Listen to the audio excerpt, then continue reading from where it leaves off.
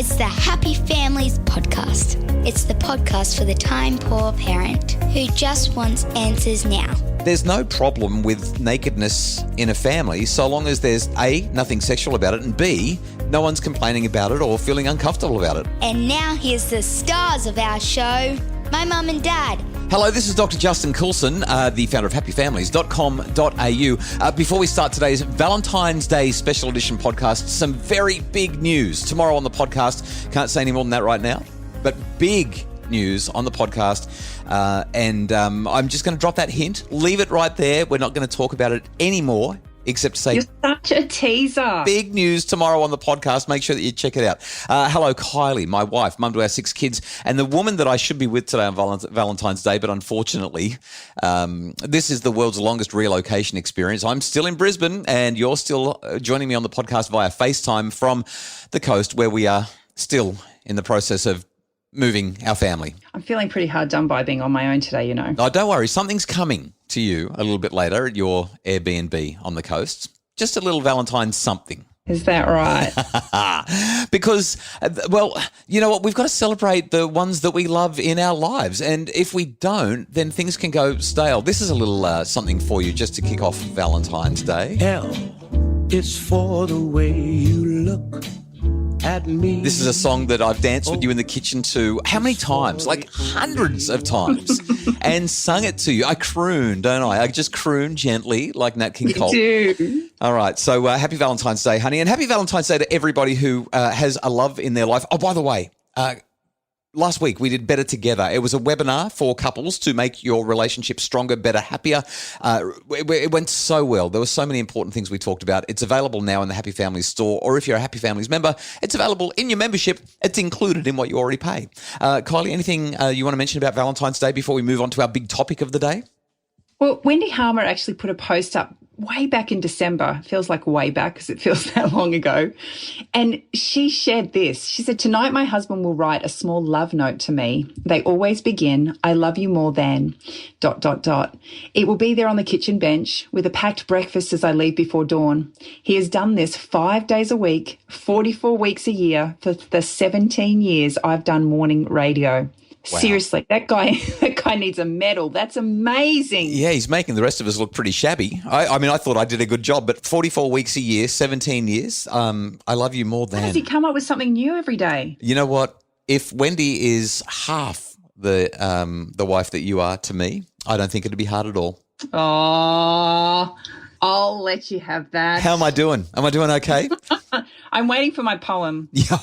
Okay, there's room for improvement, I know. Look, one other thing that we should mention just quickly about Valentine's Day. We've got a tradition. You started it after we had our 6th baby, to let the kids know that we love them, even though there's a whole lot of them. Why don't you share that just briefly? The Pink Lunchbox was born 7 years ago, and hands down is our children's favourite lunch of the year. It's a favourite tradition now, isn't it? Like the kids love Valentine's Day because of the Pink Lunchbox. Well, even when our daughters finished high school and went off to work, they wanted to know if they were still going to get their Pink Lunchbox. Am I eligible now that I'm an adult? How did you go to this morning with Abby? Didn't do it. Didn't even think about it.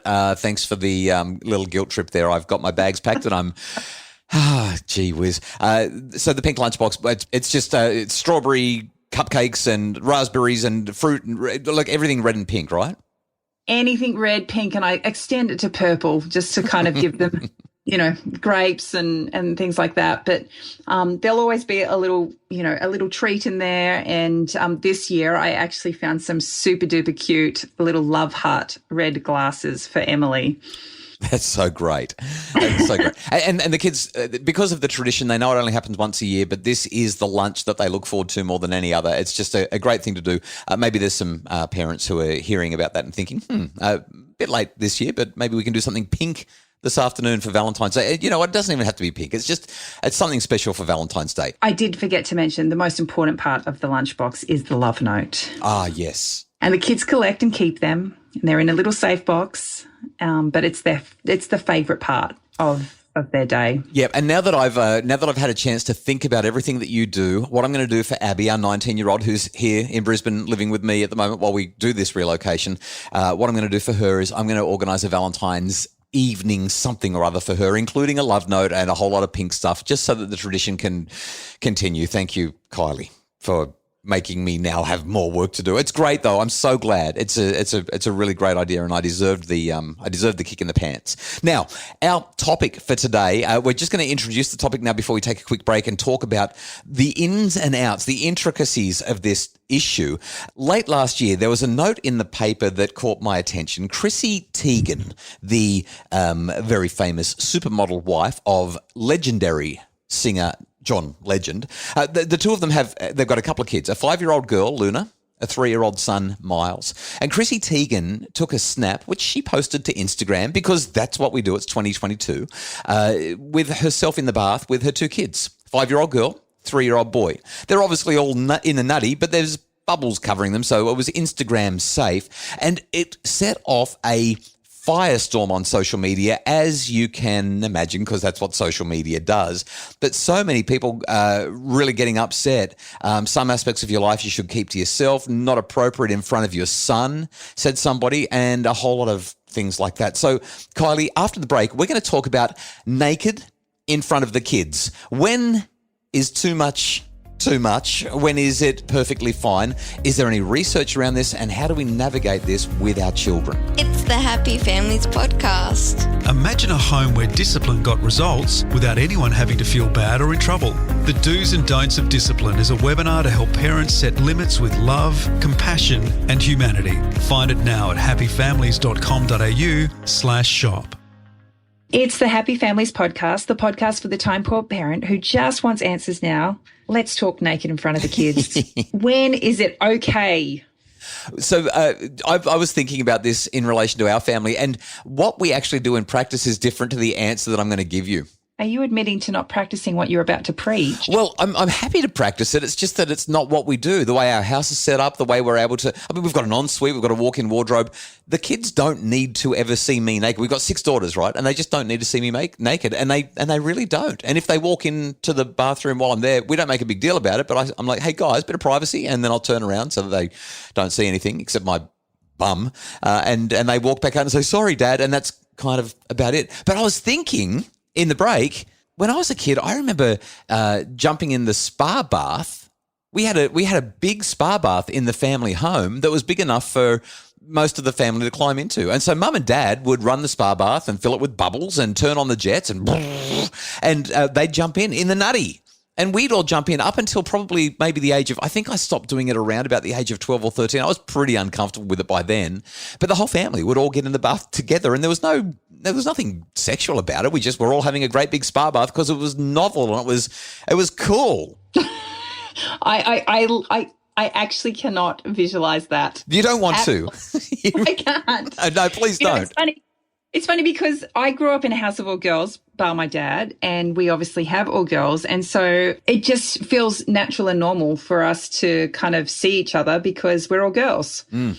But we all share the same parts. I don't know whether that would be the case if we had sons as well. Yeah, so that also makes it a little bit different and a little bit difficult for us to make a whole lot of comments. But from a parenting expert point of view, and from a young children and sexuality and anatomy perspective, I just want to say this really upfront, really clearly. There's no problem with nakedness in a family so long as there's A, nothing sexual about it, and B, no one's complaining about it or feeling uncomfortable about it. Like if everyone's happy to jump in the bath together, no big deal. It's not going to cause any kind of emotional or psychological crisis. There's not going to be any problems at all so long as everybody feels comfortable. And to me, that's kind of the really short, simple answer here. Naked in front of the kids, yeah, so long as everyone's cool about it and so long as it's not sexual, and as long as when someone says, actually, I'm big enough now to wear clothes, or I'd rather not see you in the nude anymore, you honour that.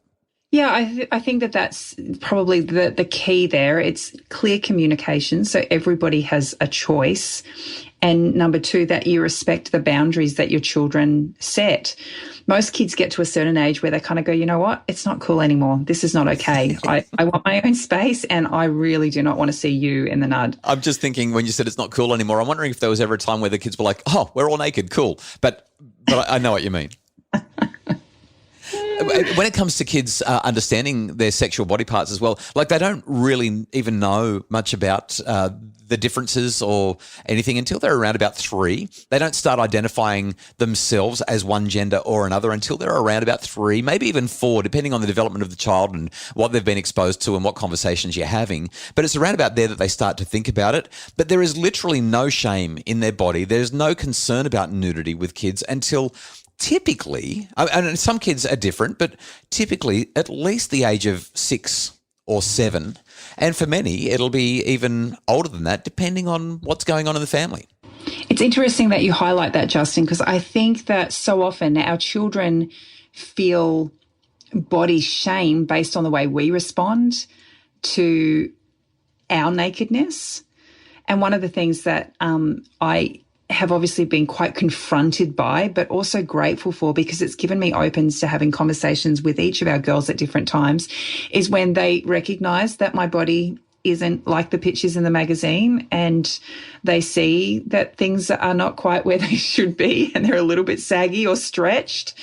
And we've been able to talk about the miracle of life that my body has housed and how that has been just such a blessing in my life and something that I just cherish. And I wouldn't change that to have the body that the magazines show or depict as being normal and beautiful. Yeah, because it's actually not normal for most humans, especially mums who've had babies to look like those people in those magazines and on the internet. There's something else that I think is worth mentioning just briefly, Kylie, and that's just the cultural aspect of this conversation. So we live in an advanced, prosperous Western society, and we are dealing with centuries of conditioning around how we're supposed to view our bodies and how we're supposed to respond to nakedness and nudity.